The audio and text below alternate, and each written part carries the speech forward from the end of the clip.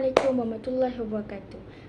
Hi everyone, my name is Nuaifasa binti Fuad and today I will presenting on the evolution of media effects theories. Since the early 20th century, communication scholars have examined how media influence our behaviors and attitudes. In this video, I will cover three key theories. Number one, the hypodermic needles, also known as magic bullet. Number two, two-step flow, and number three, selective exposure theories. Next, to give you an overview, the evolution of these theories is categorized into three stages of effects. Number one, strong effects. Strong effects represented by the hypodermic needle theory, where media is seen as powerful enough to directly influence a passive audience. Next, medium effect. The two-step flow theory, where media influence is filtered through social interaction. And last one, limited effect. And finally, the selective exposure theory, where audience are active individuals who choose what to believe.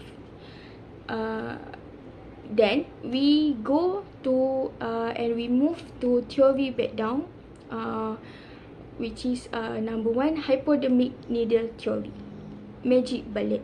The first theory emerged in the early 20th century during the era of mass propaganda. The concept is simple. Media is like hypodermic needle that injects messages directly into the minds of a passive audience. Back then, people were seen as a vulnerable receptions. A famous example is the War of the Worlds radio broadcast, which caused mass panic because people believed exactly what they heard. However, this theory is considered too simple as it ignores individual intelligence. Next, in the 1940s, Paul Lazarsfeld and his colleagues introduced the two-step flow theory. They discovered that media messages don't reach everyone uniformly. Instead, it happens in two stages. First, the message reach opinion leaders. Then, these leaders interpret and pass the information to others through interpersonal communication. This theory is vital because it proves that the influence of friends or family can be stronger than the media itself. Finally, we have the selective exposure theory. Unlike the needle theory, this view sees the audience as an active participants and active audience. We tend to select media content that aligns with our pre-existing values and beliefs. If information contradicts our views, we usually ignore it.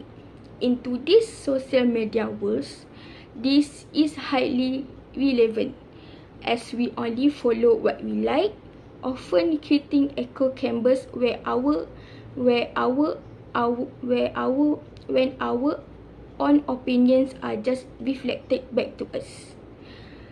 In conclusion, the evolution of these theories shows that the relationship between media and society is complex. We are no longer passive reception and passive audience. We are active choosers. We are no longer passive receptions, but also we are active choosers. The implication today is that we must be more critical because social media algorithms often refines our selective exposure. That is all from me. Thank you for watching. Assalamualaikum warahmatullahi wabarakatuh.